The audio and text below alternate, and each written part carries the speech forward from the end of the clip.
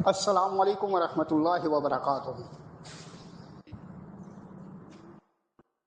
अमित अग्रवाल साहब से आज मेरी बात हुई थी न्यूज़ पर, तो उन्होंने बेवा के न्यूज़ का एतराफ़ किया है और कहा है कि बेवा से न्यूज़ की इजाज़त बिल्कुल है, अग्नि के फेरे लगाए जाते हैं वगैरह वगैरह। उन्होंने एक प्रोसेस बताया, उस प्रोसेस के तेज जो है बेवा से न्यूज़ हो सकता है।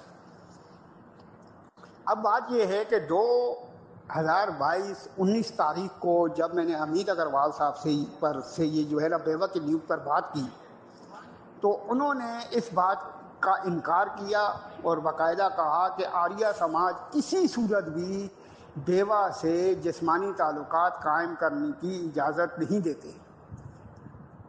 उन्होंने बाकायदा जो है मनु समंतरी पर भी लानत की और दूसरी किताबों पर भी जो है ना लान तान किया। चले, मनु सुमंत्री जो है उस पर तो लानत की थी। न्यूज़ का जो अमल है वो महाभारत, सत्या प्रकाश और मनु समंतरी से आ रहा है। आज जितनी बात भी अमित अग्रवाल ने की है वो वेद से नहीं की, वो तमाम की तमाम मनु समंतरी, महाभारत और सत्या प्रकाश से की है। अब हम जो है ये दो ऑडियोज को जो है ना यहाँ पर एक साथ लगाते हैं। पहले जो है हम 2022 की जो है ऑडियो लगाते हैं जिसमें अमित अग्रवाल साहब इस चीज़ का इनकार कर रहे हैं कि किसी सूरत भी बेवा के न्यूज़ की इजाज़त नहीं। फिर 2026 में रिजवान शाह ने पहले भी कहा था, मैं जब जब इससे बात करता हूँ तब जो ये रुजू करता है। और 2026 1 तारीख बरोज़ जुम्मा को इसने अपने दावे को जो है ना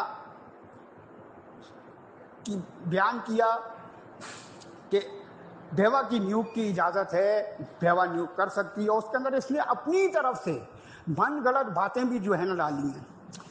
अब जो है हम इससे ये पूछते हैं कि बेवा का न्यूज़ वेद के अंदर है तो हमें मंडल, सकत और मंत्र के साथ दें। अगर देवर जो है अपने भाई की बीवी से हम बिस्तरी करता है तो ये भी हमें जो है ना वेद से दे। अगर वेद पे नहीं है तो मनु समंतरी के साथ साथ मेहरबानी करके आप जो हैं सत्या प्रकाश, दयानंद सरस्वती साहब पे भी लानत दें, क्योंकि वो वेद के खिलाफ हुक्म करके जना की तालीम को बयान कर रहे हैं।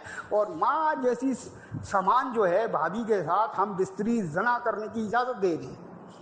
तो आइए जो है ना आगाज़ करते हैं और आपको दोनों ऑडियोज़ इनकी सुनाते हैं। शुक्रिया। सपोज ये है कि सनातनी परिवार है कोई और बहुत ज़्यादा मालदार है, कोठियाँ, बंगले, गाड़ियाँ वगैरह सब कुछ है। वेदास में तो सीधी सीधा ये कहना है कि एक ही कंडीशन में नियोग हो सकता है कि एक बंदा ही इकलौती औलाद है किसी बड़े घराने की, ख़ास तौर से राजा महाराजाओं की एक ही लड़का था, उसकी शादी कर दी गई और बच्चा होने से पहले वो लड़का भी मर गया। तो जाहिर सी बात है कि औलाद का कोई भी तस्वुर या कोई भी कॉन्सेप्ट अब रह नहीं जाता उस परिवार में। अब उस लड़की से पूछ लिया जाता है कि भाई अगर तुम शादी करो, बहू हो, तुम हमारी बेटी जैसी हो गई, अगर तुम शादी करना चाहो, घर बसाना चाहो तो हम ही कर देंगे इज्जत से, ये जैसे कहो। लेकिन बहुत सी लड़कियां, बहुत सी औरतें ऐसी होती हैं कि वो ये चाहती हैं कि भाई मैं तो इसी घराने में आई हूँ बहू बन के और हमारे घरों में सिखाया गया, इसी घराने से जाऊँगी। मैं अपने शौहर से बहुत ज़्यादा प्यार करती थी, अपने शौहर के ख़ानदान से बहुत ज़्यादा प्यार करती हूँ, करती रहूँगी। मैं अपने सास ससुर की खिदमत करना चाहती हूँ। तो वो अपने सास ससुर जो जिनको के माँ बाप मानती है उनकी इजाज़त से, समाज की इजाज़त से, समाज की इजाज़त से मेरा मतलब ये है कि जैसे निकाह या शादी की जाती है कि बाकायदा पंडित फेरे फिरेंगे, लोगों को गवाह बनाएंगे, समाज के सामने वो होगा। और उस वक्त तो ये था कि किसी ऋषि मुनि से, आचार्य से ही योग की इजाज़त थी। तो वो योग इसलिए कर लेते थे क्योंकि और कोई जरिया था नहीं आदमी और औरत के मिलान का। हाईएस्ट टेक्नोलॉजी उस वक्त नहीं थी, तो यही जरिया था कि स्पर्म दाखिल करने का कोई आदमी ही उससे मिले। तो वो उससे मिल लेते थे और वहाँ से वो औलाद के हुसूल तक, उसके बाद फिर ज़िंदगी में कोई ताल्लुक़ नहीं बनाते थे। और ये इस औरत की कुर्बानी थी, अपनी सेक्सुअल लाइफ की कुर्बानी पूरी ज़िंदगी के लिए, अपनी ज़िंदगी की कुर्बानी अपनी उस औलाद के लिए, अपनी उस ससुराल के लिए जिसमें वो आई थी, कि उनको नाम भी दे दिया, उनका बेटे को नाम भी मिल गया, उनका वंश भी आगे चल गया और समाज को ये पता भी है। जो निकाह किया जाता है समाज के बीच में किया जाता है, उसके बाद ताल्लुकात बनाए जाते हैं, तो वो तो बिल्कुल हलाल है ना, समाज उसे मानता है। तो एक चीज के बीच में अगर निकाह हो गया तो ठीक है। अब सत्यार्थ प्रकाश की जहां तक बात है, ये 150-200 साल पुरानी बात है।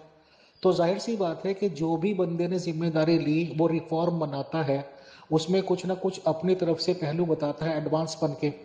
तो उन्होंने इस तरह की बात कह दी कि अगर कोई खानदान है और उसमें मान लीजिए 2 ही लड़के हैं, एक लड़का मर गया, या ये कि उसका शोहर मर गया, या इम्पोर्टेंट यानी कि नाम मर्द है, और ये साबित हो जाए, तो माँ बाप की सास ससुर की मर्जी से ये सोचते हुए, अब 10 बातें हैं ना कि अगर 2 भाई हैं तो उनकी कोई भी औलाद होगी तो जाहिर सी बात है एक ही दादा की औलाद होगी, तो उससे भी बाकायदा निकाह करके सब लोगों की मर्जी से ताल्लुक बना लिया जाता है औलाद के लिए।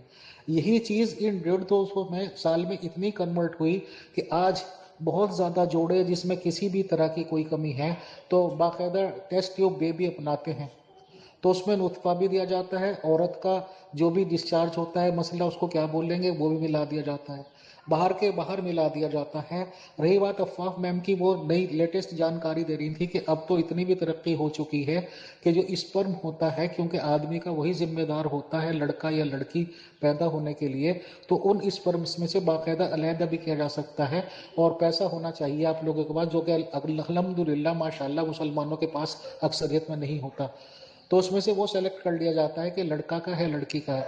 तो एडवांस बना भैया, इस तरह की बातें जिस वक्त के हिसाब से हैं। आज मैं मानता हूँ मेरे से बहुत लोगों की बातें होती हैं कि टेस्ट ट्यूब बेबी बहुत ज़्यादा तादाद में पैदा हो रहे हैं, बे औलादों को औलाद का सुख मिल रहा है, और हमें नियोग की तालीमात पे कल भी फ़ख्र था, आज भी फ़ख्र है और इंशाल्लाह हमेशा फ़ख्र रहेगा।